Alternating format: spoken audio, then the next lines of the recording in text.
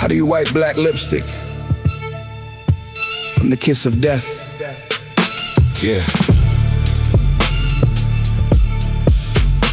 E to the P.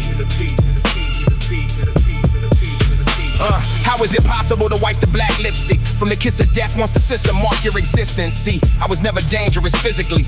My weapon always language and consistency. A black man with intellect visibly. That alone makes certain environments uneasy because confidence attached to consciousness still threatens structures historically. I learned that gradually. See, they celebrate black culture selectively as long as it entertain commercially, dance, rap, score points athletically, but challenge power intellectually.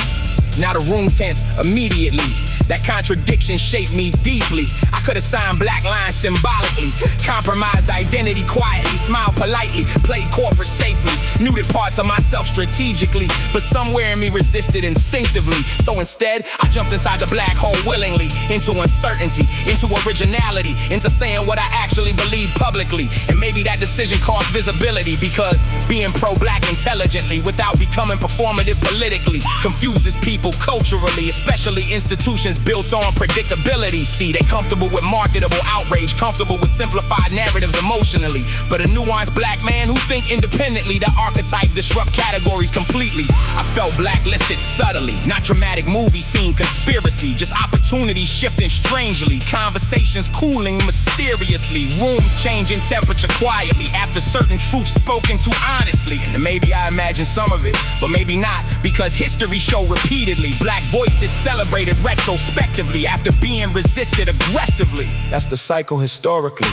Look at the pattern. The thought will become threatening eventually, especially once intelligence merges with authenticity. Cause now you can't dismiss the message easily.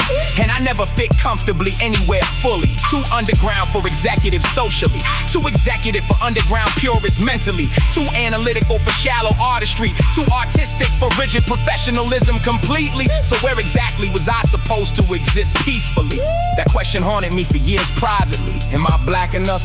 Culturally, professional enough, corporately, too conscious, commercially, too unconventional, structurally, and eventually I stopped needing answers desperately.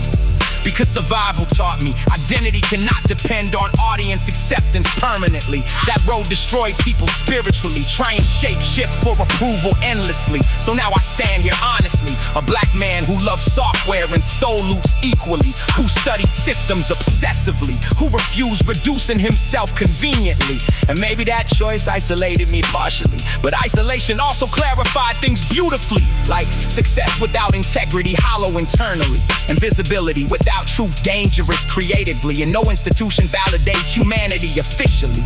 You gotta define yourself independently. That's the real black hole theory.